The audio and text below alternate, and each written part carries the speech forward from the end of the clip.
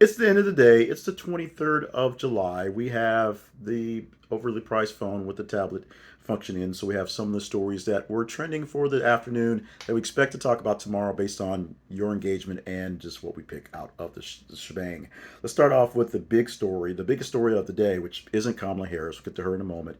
But we have now seen body camera footage of Sonia Massey. She was the woman who called 911 because she thought she had a prowler at her home, and police came in afterwards and talked to her, and she ended up being shot in the face 3 times over what looked like a dispute on maybe she was going to toss hot water on the police officers.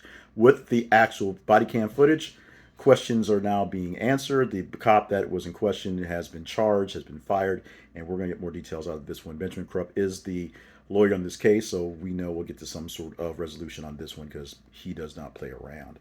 Also, we teased this morning. We'll probably actually talk about this. Nicole Kidman is talking about Tom Cruise. She did a movie with him called Eyes Wide Shut 25 years ago. The anniversary is now, so now she's talking about the movie more or less. And Tom in the movie, we'll go deeper detail with that story tomorrow morning. We also have the Secret Service director who is now resigning. Before, she said the buck stops here, sort of. Then she said the buck stops here, and then she went for Congress to testify and was terrible. This time, Congress was able to get rid of a person that they were actually interrogating. She's going to resign effectively pretty soon going forward.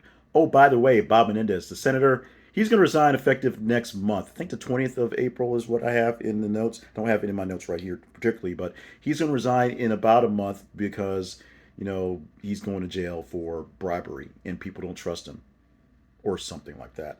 And the big story, the really big story, is Kamala Harris, their new Democratic running person for the presidential race. She gave her first big rally today, and she essentially knocked it out of the park. I saw bits and pieces of it. There's nothing wrong with it at all. She had the energy, she had the poise. We know that she has raised more money like ever in the last weekend since she was announced. There is energized people. People were jazzed up about this thing, and she has got pledges from enough of the delegates that were pledged to Biden as the president to put Kamala Harris as the president. No need for any sort of mini primary. She's got it in the bag, more or less. Now she just has to beat Donald Trump. Easier said than done, but as the polls are showing right now, people are energized and excited about Kamala Harris, and some of the people with my complexion who are looking more towards Trump just because Biden just was not hacking it, literally, are now looking to go back to the Democrats. Part of it is to support Kamala Harris, who is African American, and part of it is because it's not Trump. These are things for the end of the day. I'm Jay Cleveland Payne. It's July the 23rd, 2024. Some of these things we'll be chatting up tomorrow morning in better detail with better lighting on things you might have heard. Some things are just out in the ether.